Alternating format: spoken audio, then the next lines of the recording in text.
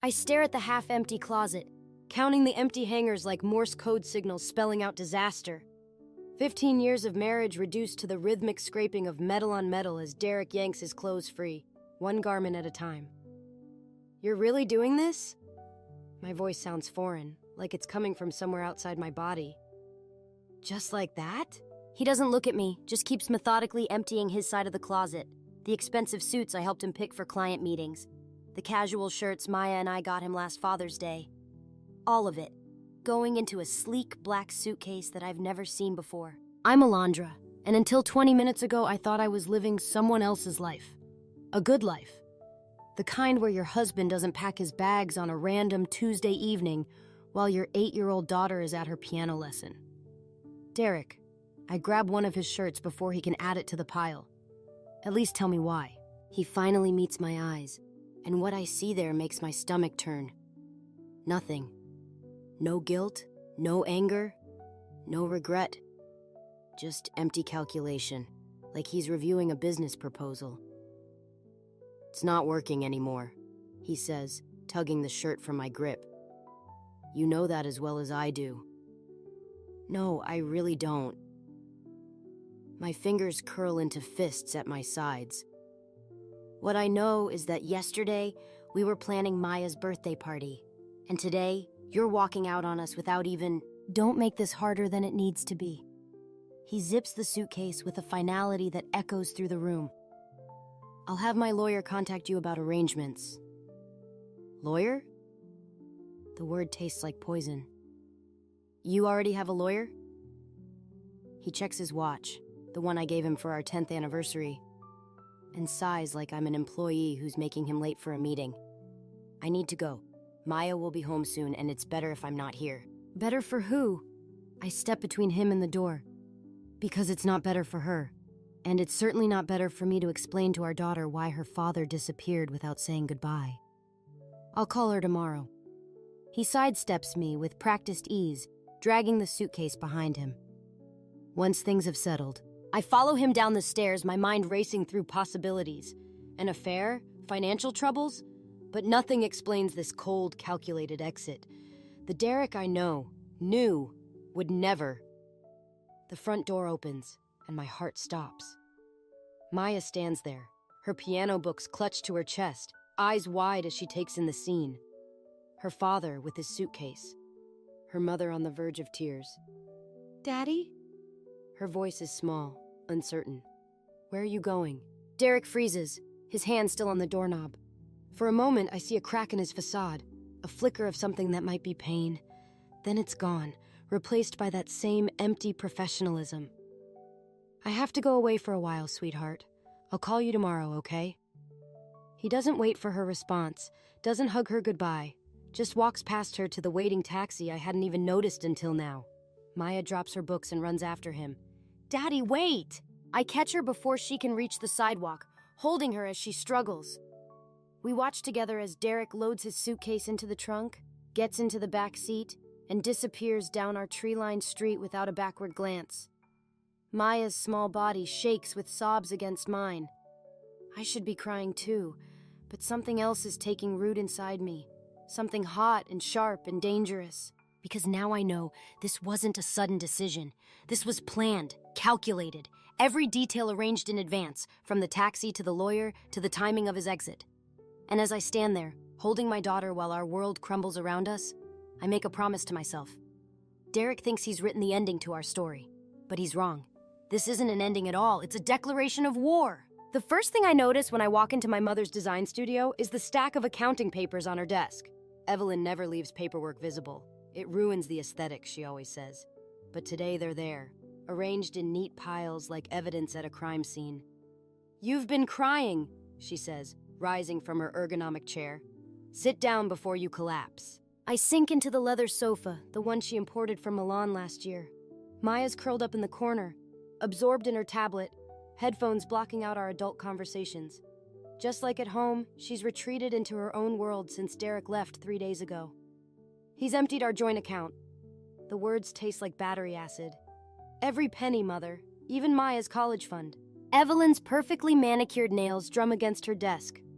I warned you about joint accounts when you married him. A woman should always... Not now. I press my fingers to my temples. I need help, not lectures. She studies me for a moment, then pulls out a manila envelope. I had my accountant prepare these after your call yesterday. Financial records, property assessments, everything we'll need to protect your assets. Of course she did. Evelyn's always 3 steps ahead, especially when it comes to money. It's how she built her empire after my father died, turning a small interior design business into a multi-million-dollar firm. There's something else. She slides a piece of paper across the desk. Derek's restaurant. Look at the ownership structure. I scan the document, then read it again. This can't be right. He told me he owns 60%. He owns 25%, and he's leveraged even that against personal loans. She leans forward. Alondra, darling, when was the last time you actually looked at your family's finances? The question hits like a slap. I'd trusted Derek to handle the money while I focused on my design career in Maya. He'd always said he had everything under control, that his restaurant was thriving. Oh, God! A memory surfaces. Derek's face 2 months ago when I mentioned expanding my freelance business. The flash of something in his eyes. Not pride, not support.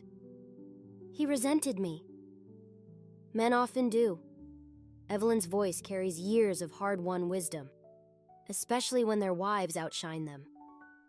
My phone buzzes. A text from an unknown number. We need to talk about Derek. Meet me at Riverside Park, 7 p.m. Liam. Derek's friend? Evelyn asks, reading over my shoulder. The one who helped him start the restaurant? I nod, remembering Liam's too wide smile at our dinner parties, the way he and Derek would huddle in corners, conversations stopping when I approached. He knows something. Then you need to know it too. Evelyn opens her desk drawer and removes a small recorder. Take this and remember what I taught you. Information is power. Maya looks up from her tablet, suddenly alert. Is Daddy in trouble? The question hangs in the air like smoke. I cross to the sofa and pull her close, breathing in the strawberry scent of her shampoo. No, baby. We're just trying to understand some grown-up things.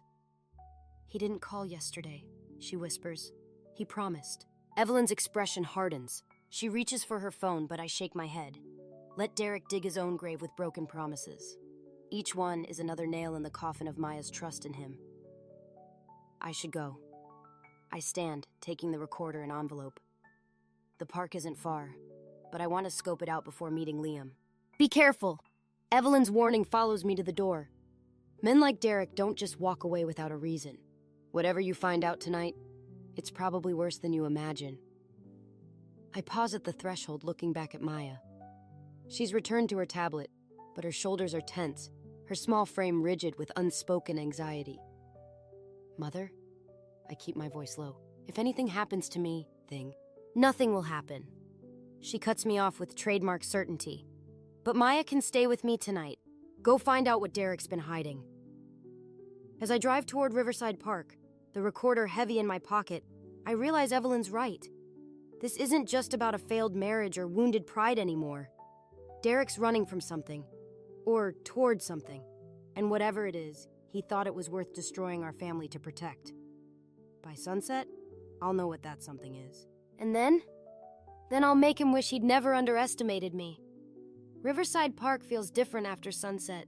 The shadows stretch longer, darker, hiding things that shouldn't exist in decent neighborhoods, like the truth I'm about to learn. Liam's already waiting at the agreed spot, his silhouette unmistakable against the river's gleam. He's wearing the same expensive suit he always does.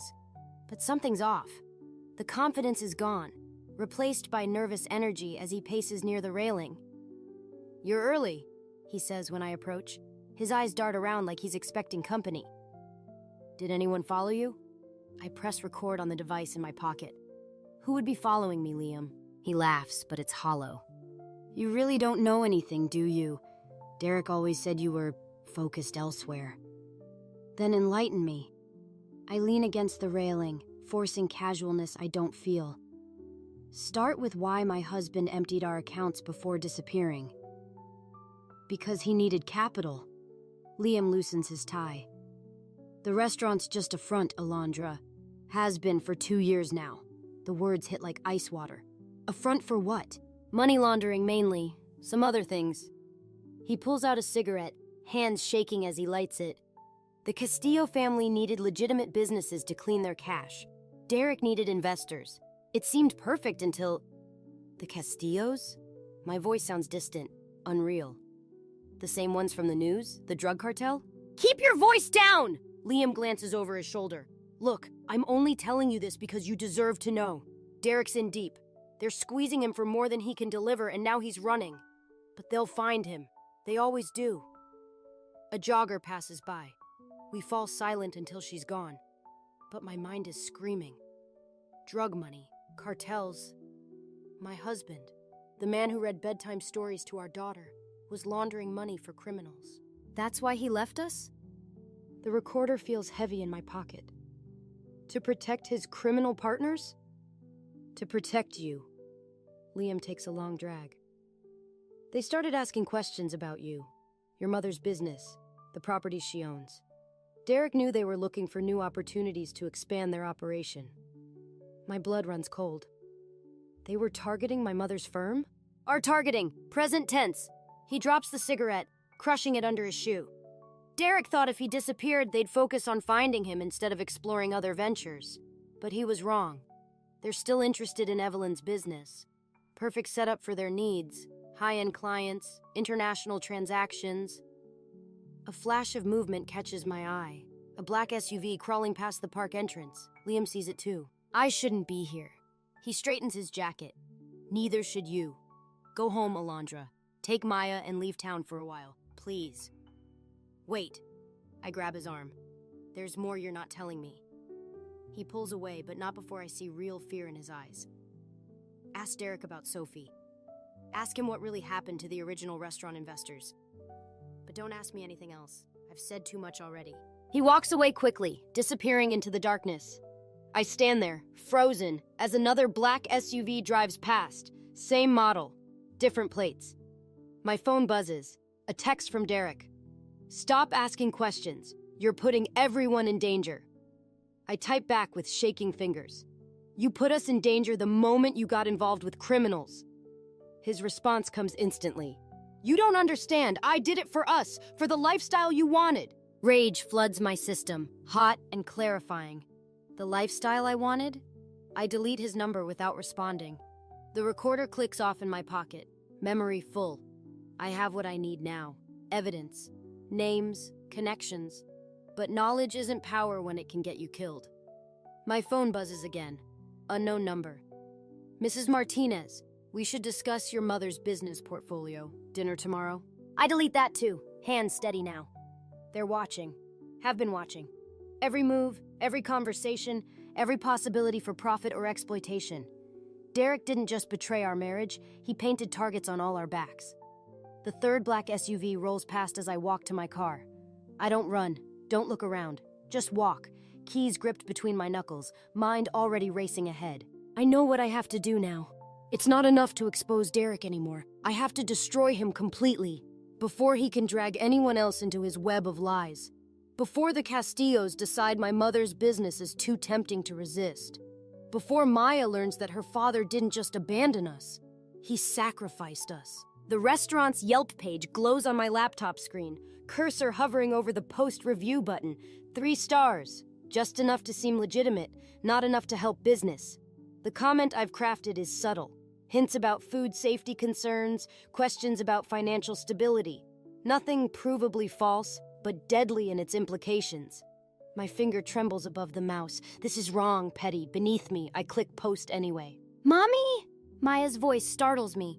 She stands in my home office doorway, clutching her tablet. Someone at school said Daddy's restaurant might close. I close the laptop too quickly. Sometimes businesses have problems, sweetheart. It doesn't mean... Is that why those men were watching our house? The question stops my breath. What men? In the black car. She hugs the tablet tighter. They were there when I got home from piano yesterday, and this morning. My hands start shaking. I grab my phone, pulling up the security app I installed last week. The footage shows exactly what she described. A black SUV, different from the ones at the park, but just as ominous. The doorbell rings. Through my office window, I see Evelyn's Mercedes in the driveway. She never visits unannounced. Maya, go to your room, lock the door. Don't come out until I call you. She hesitates. Like when Daddy and Uncle Liam had their special meetings? The implications of that hit me like a punch. How much has my 8-year-old seen? How long has she been carrying these secrets? Evelyn's already letting herself in when I reach the foyer. Her face is ash gray. We have a problem. She throws a manila envelope on the coffee table. Inside are photos. Derek at various meetings, handling packages, exchanging envelopes, and more recent ones, me at Riverside Park with Liam, Maya at school, Evelyn leaving her office. They came with this. She hands me a business card. Expensive stock, embossed lettering. Sophie Chen, Business Development Director. Derek Sophie? My laugh sounds hysterical even to me. She works for them? She works for everyone. Evelyn sinks onto the sofa. I did some digging. She specializes in identifying vulnerable businesses for takeover. The restaurant was just her way in. Now she set her sights on my firm. The pieces click together. That's why Derek ran. He realized she was using him to get to you. Using both of you. Evelyn's voice hardens. Your marriage problems made you perfect targets. A desperate husband, a successful wife with connections to bigger opportunities. My phone buzzes. A new review on the restaurant's page. Wonderful atmosphere, excellent service. Don't believe the negative reviews. They're from a bitter ex-wife trying to destroy a good man's business. Shame on you, Alondra. Sophie's signature move, turning the tables, making me look like the villain. I have to shut down the review campaign, I say, reaching for my laptop. It's too late. Evelyn pulls out more photos. They've been documenting everything. Every fake review, every call to health inspectors, every meeting with competitors. They'll use it all to discredit you if you try to expose them. Then what do? She meets my eyes. We give them what they want, on our terms. Your business? The thought makes me sick. Everything you've built? Better to lose it controlled than have it stolen. She grips my hand. But first, we need leverage. Something they want more than my company. My phone buzzes again. Derek, stop digging, please. You don't know what Sophie is capable of. But I'm starting to understand exactly what she's capable of. And what I'm capable of, too. Maya, I call out. You can come down now. She appears at the top of the stairs, tablet in hand. I recorded them, she says quietly. The men in the car, and Uncle Liam's meetings with Daddy. I have videos. Evelyn and I exchange looks. My brilliant, observant daughter, gathering evidence while we thought she was playing games. Send them to my secure server, Evelyn says. Then delete everything from your device. I pull Maya close, feeling her small heart racing against mine. We're going to fix this, I promise. But not with fake reviews or subtle threats. We're going to destroy them the way they tried to destroy us. From the inside out. Through the window, I spot the black SUV crawling past our house again. Let them watch. Let them think they have us trapped. They don't know what a mother is capable of when her family is threatened, and they're about to find out. The restaurant's parking lot is half empty when I pull in, exactly as planned. 3 weeks of carefully orchestrated reviews, whispered rumors, and anonymous tips to health inspectors have done their work. Derek's empire is crumbling, brick by carefully undermined brick. I shouldn't be here, but I need to see it for myself. Through the window, I spot Sophie working the floor, her designer dress incongruous among the casual diners. She moves with practiced grace, touching shoulders, laughing at jokes, building allies. The perfect hostess, just like she was the perfect mistress. My phone vibrates. Evelyn. Meeting set with Castillo representatives tomorrow. Don't do anything to jeopardize it. Too late. I'm already pushing through the door, bell chiming my arrival. Sophie's smile freezes when she sees me. We're fully booked. Doesn't look that way. I gesture at the empty tables. Slow night? Business fluctuates. Her perfectly manicured nails drum against the hostess stand. But you'd know all about that, wouldn't you? A waiter approaches, then retreats at Sophie's sharp gesture. The remaining customers studiously avoid looking our way. Where is he? I keep my voice low, controlled. Derek needs to sign the divorce papers. He's dealing with more important matters. She steps closer, voice dropping, like saving his business from his vindictive ex-wife's sabotage campaign. Funny, I thought he'd be busy explaining to the Castillos why their investment is tanking. Her smile slips, just for a moment. You have no idea what game you're playing, don't I? I pull out my phone, showing her Maya's recordings. My daughter's quite the documentarian. These would make fascinating viewing for the health department, or the police, or the media. The color drains from her face. You wouldn't dare. Try me. I swipe to another video. Sophie herself, meeting with known Castillo associates. I'm not the desperate housewife you thought you could manipulate. And Derek isn't the only one with something to lose. The kitchen doors burst open. Derek storms out, face twisted with rage and fear. What are you doing here? Getting your attention. I turn the phone toward him. Maya saw everything, Derek. Every meeting, every package, every lie.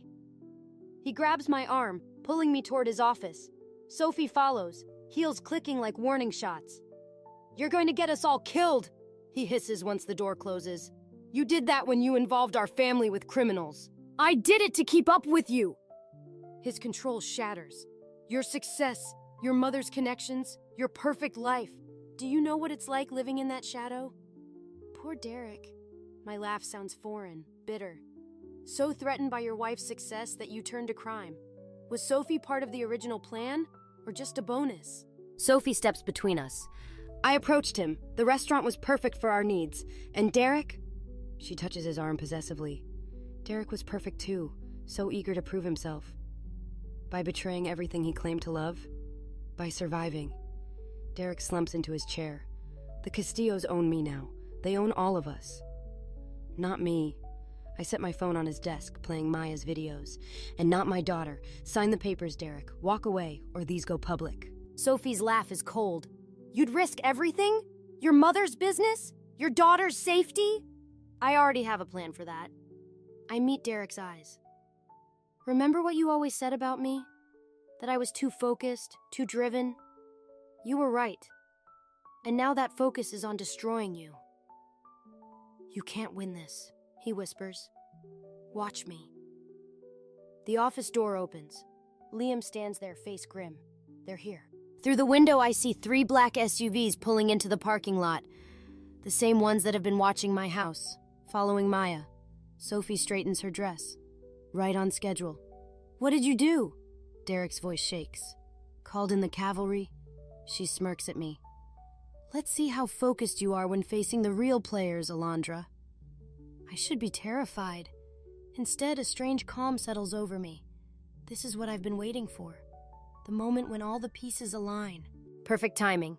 I press send on the email I composed this morning. Because I just sent copies of everything. The videos, the financial records, the proof of Sophie's double dealing. To every news outlet in the state. The color drains from Sophie's face. Derek lunges for my phone. Too late. The game is changing. And this time I'm writing the rules. The Castillo's men don't look like criminals. They wear tailored suits and polite smiles as they escort me into the restaurant's private dining room. Like bankers. Like businessmen. Like Derek, before I knew what he really was. Their leader sits at the head of the table, fingers steepled. Mrs. Martinez, your email campaign was impressive. Alondra, please. I take the offered seat, hands steady despite everything. And it wasn't a campaign, just insurance. Sophie hovers by the door, her perfect composure cracking. Derek stands behind her, face ashen. The morning news plays silently on a wall-mounted TV, showing footage of police raids at multiple restaurants across the city. Insurance. The man, I still don't know his name, slides a tablet across the table. Like these videos your daughter recorded? My heart stops. On screen, Maya's face appears, filming through her bedroom window. Recent footage from last night. Don't! Derek starts forward, but Sophie grabs his arm. Your daughter has quite an eye for detail. The man's smile doesn't reach his eyes. It would be a shame if something happened to stifle her creative pursuits. The threat hangs in the air like smoke. I taste copper, realize I've bitten through my lip. What do you want? The same thing we've always wanted. Your mother's business, its connections, its potential. He gestures expansively. Derek was supposed to facilitate that transition smoothly. When he failed, Sophie stepped in. Now here we are making things complicated. My phone buzzes. Evelyn, where are you? The FBI is here. The man's smile widens. Ah, right on schedule. Your mother made the call, I assume? What? We've been working with Evelyn for months. Sophie steps forward, triumphant. Who do you think introduced me to Derek? We needed someone close to you, someone who could help guide you toward cooperation. The room tilts sideways. My mother wouldn't... Your mother is a businesswoman. The man's voice is almost gentle. She understands the value of strategic partnerships, unlike you, with your messy emotions and desperate revenge plots. The TV catches my eye again. Breaking news banner. Local designer linked to money laundering operation. My face appears on screen, followed by Derek's, then Maya's school photo. No! The word comes out strangled. You can't! We already have. He stands, straightening his jacket. Your reputation is ruined. Your daughter's safety is compromised. Your mother's cooperation is secured. The only question is, will you finally stop fighting? Derek moves toward me, face twisted with genuine anguish. I tried to warn you. I tried to protect you by leaving. By running away, I spit back. Like always. Enough! The man's voice cuts through the tension. Mrs. Martinez, you have 1 hour to sign over your shares in your mother's company. After that, he glances at the tablet, still showing Maya's face. Well, my phone buzzes again. Unknown number. Maya is safe. Trust no one. Wait for signal. I almost laugh.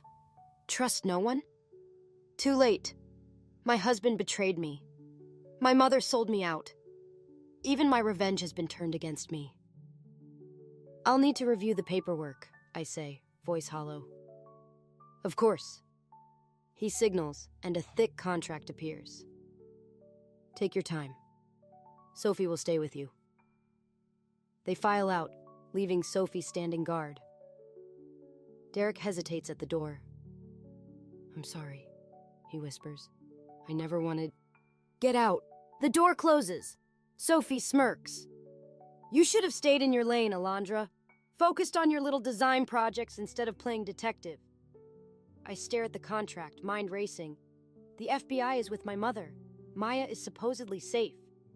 Everything I thought I knew about my family, my marriage, my life, has been a carefully constructed lie. But there's one truth they don't know, one card I haven't played.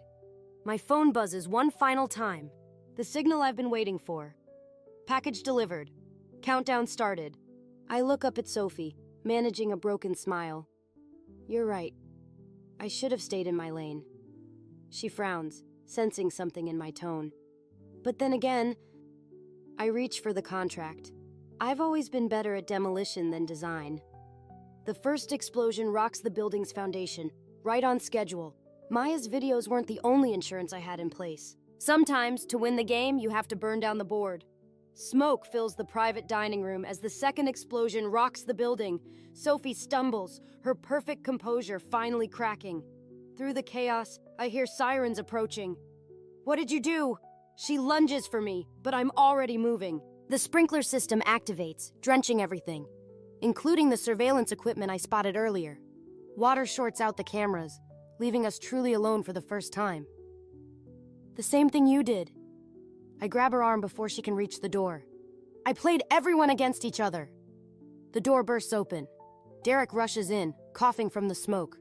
The Castillos are trapped in the kitchen. FBI surrounding the building. FBI? Sophie's laugh turns hysterical. You stupid bitch, you think the FBI can touch them? They own half the Bureau? I cut her off. No, but the CIA's International Trafficking Division? That's different. Her face goes slack. Behind her, Derek's eyes widen with understanding. Those weren't just restaurant supply deliveries you were coordinating, I continue. Maya recorded everything, every package, every coded conversation. My mother saw the patterns months ago. Evelyn was working with us, Sophie snarls. No! I pull out my phone, showing her the real messages from my mother. She was working with federal agents, setting you up, setting all of you up. Derek sags against the wall. That's why she introduced me to Sophie, why she encouraged the restaurant deal. My own mother used my husband as bait. The words still taste bitter. And then used my revenge as cover for the investigation. Another explosion. Closer this time. The building groans ominously. We need to get out. Derek reaches for me, but I step back. You're not going anywhere. Sophie pulls a gun from her purse. Neither of you are leaving until... The ceiling crashes down between us. Through the gap, I see Maya's favorite stuffed bear in the debris. The one she always kept in Derek's office. The one I helped her hide a microphone in months ago. You bugged my office? Derek's voice cracks. Using our daughter? She volunteered. The truth hurts us both. After she saw you hitting Sophie that night, she knew then that you weren't just weak, Derek. You were dangerous. Sophie's gun wavers. He never... Check your security footage. Maya caught it all. The fights, the threats, the real reason Derek ran. I lock eyes with my husband. You weren't protecting us by leaving. You were protecting yourself. The floor shifts beneath us. Emergency lights cast everything in surreal red shadows. It doesn't matter now. Sophie aims the gun at my chest. You've ruined everything. No. I step forward, letting her see the detonator in my hand. I finished what my mother started. The CIA has their evidence, the Castillos are trapped, and that gun won't help you when the next charge goes off. Derek lunges at Sophie, wrestling for the weapon. They crash into the table as FBI agents swarm through the broken door. Federal agents, drop the weapon! Sophie fires wildly. Derek screams. The ceiling groans. I dive through the chaos, slamming the detonator trigger just as Sophie turns the gun toward me. The final explosion drowns everything in white noise and debris. When the dust settles, Sophie lies unconscious under fallen beams. Derek clutches his bleeding shoulder, staring at me with something between fear and awe. Maya? His voice shakes. Safe. With my mother's security team. I step over Sophie's still form. She'll testify against you both. Alondra, Save it. I meet his eyes one last time. You chose your path, now I've chosen mine. FBI agents secure Sophie as paramedics rush in.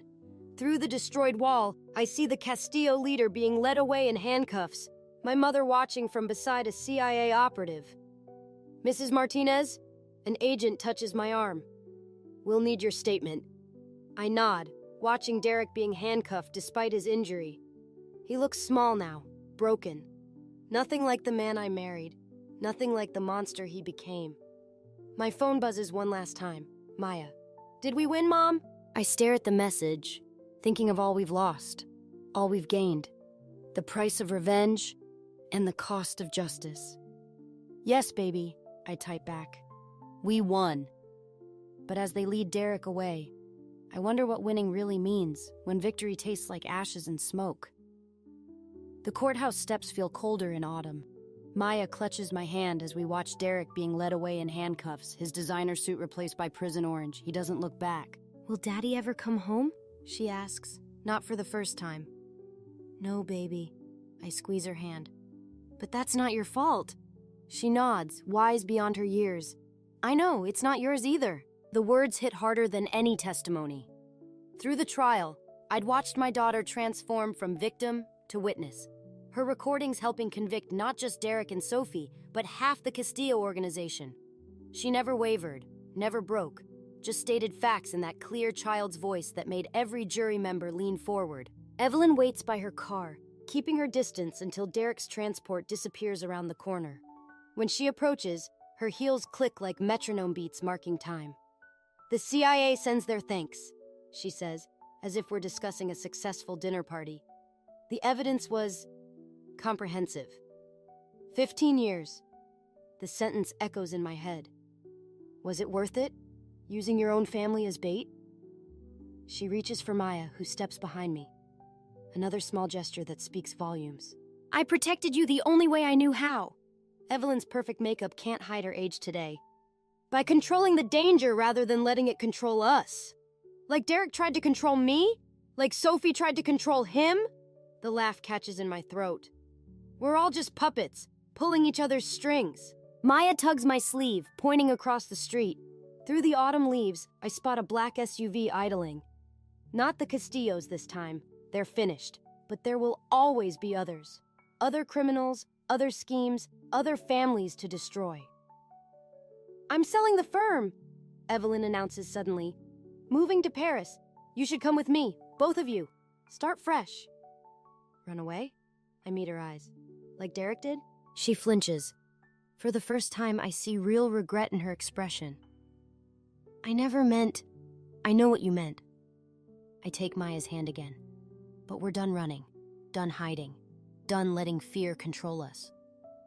The house feels different without the security detail, Maya says later that night, helping me pack Derek's remaining belongings for donation. Quieter. I pause, holding one of his old ties. The silk is smooth under my fingers, like the lies he used to tell. Different good or different bad? She considers this, arranging her stuffed animals on the bed we bought to replace the one that reminded her of watching Derek through her window. Different true. The wisdom of children. I drop the tie in the donation box, noting how Maya relaxes when it's out of sight. She's been sleeping better since the trial, drawing pictures that don't feature shadowy figures or hidden cameras. My phone buzzes. A text from an unknown number. You won, but at what cost? Sophie's final taunt from wherever she's hiding after making bail. I delete it without responding, but the question lingers. The cost? A marriage. A mother-daughter relationship. Maya's innocence. My own. The gain. Freedom. Truth. A daughter who knows her strength. A mother who finally understands her own. Mom? Maya holds up Derek's old watch. My anniversary gift to him. Can we burn this one? I should say no. Should teach her about forgiveness, about rising above revenge. Instead, I grab the lighter fluid from the garage. We build a small fire in the backyard fire pit, watching as the watch face melts and warps. Maya adds the tie I couldn't donate. I throw in my wedding ring. Is this wrong? She asks, watching the flames consume our past. Maybe. I pull her close. But sometimes wrong feels right, and right feels wrong, and all we can do is choose our own path. She nods, understanding more than I did at twice her age. Like choosing to help the CIA instead of running away? Like choosing to be strong instead of safe? The fire crackles, sending sparks into the night sky. Somewhere out there, Evelyn is planning her escape to Paris. Derek is starting his prison sentence. Sophie is plotting her next move. But here, in this moment, Maya and I are choosing something different. Not revenge, not justice, just truth, in all its messy, complicated glory. The truth about strength, about family, about the fine line between protection and control. And maybe that's the greatest revenge of all. That's the greatest revenge of all. That's the greatest revenge of all. That's the greatest revenge of all. That's the greatest revenge.